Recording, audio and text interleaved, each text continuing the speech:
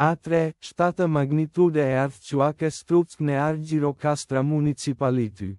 Gjirokastra district. Southern Albania. Albania të dau on june 12. 2026-06, 23 lot saltime. Or on june 12. 2026-04, 22 utc. Asë reported bythe e mësëc on its website. The earthquake was located at a very shallow depth of 5.0 below the surface. At coordinates latitude 20-14 and longitude 19-97. The exact magnitude, epicenter and depth of the quake might be revised within the next 5 hours or minutes as seismologists review data and refine their calculations, or as other agencies issue their report.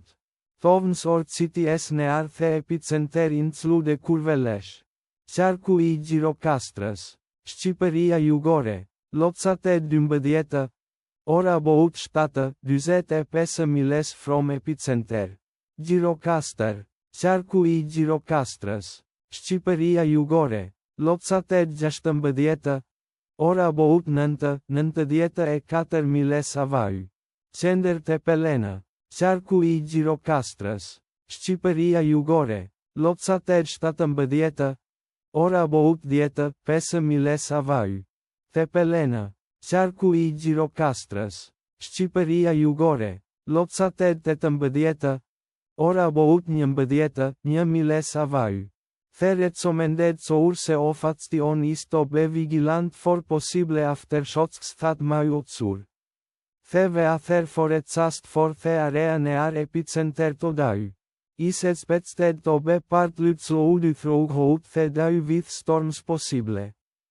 Wind speeds of up to 4-7 from the west-southwest. Let us pray that this earthquake will not have a major impact on our brothers and sisters there, and that there will be no more earthquakes. Amen.